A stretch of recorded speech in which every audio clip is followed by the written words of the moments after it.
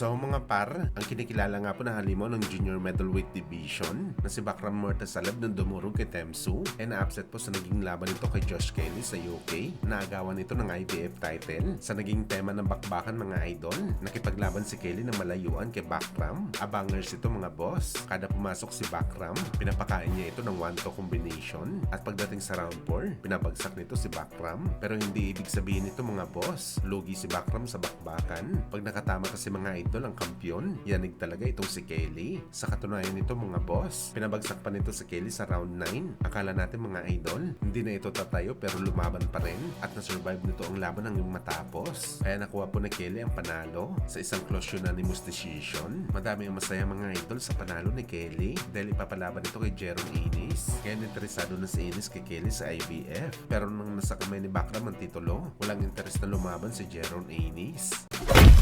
Samantala matapos nga po tinanghal na Fighter of the Year si Terence Crawford ng The Ring Magazine at tinalo nito ang Japanese Undisputed Champion at paborito na manalo sa award na to na si Naoya Inoue, kung saan mga idol tila sumama nga po ang loob ni Inoue sa naging resulta sa pagkapili ni Crawford dahil kahit nanalo ang ama ng Hapon na si Shingo Inoue bilang Trainer of the Year ng The Ring Magazine, hindi ito dumalo sa event at kunin ng award. Dalawang Japanese fighter lamang ang nandun mga idol, si Seiya Chichumi, siya ang nanalo ng Round of the Year kalaban si Jago Higa at si Misoki Hirota na panalo bilang Female Fighter of the Year. Absent ang magamang Inoue mga idol at ayon sa mga boxing fans, sinadya daw talaga nila na hindi pumunta at kunin ng award dahil sobrang nadismaya daw ang kampo ni Inoue dahil binigay kay Crawford ang award na isang beses lamang ito lumaban sa isang taon at si Inoue 4 na beses. Well, sa totoo lang mga boss, sayang talagang effort ni Inoue dito. Isa talaga sa mga dahilan mga idol kung bakit lumaban si Inoue ng 4 na beses sa isang taon para punteriyahin ang pagiging Fighter of the Year, pero sa kasamaang palad hindi pa ito napunta sa kanya.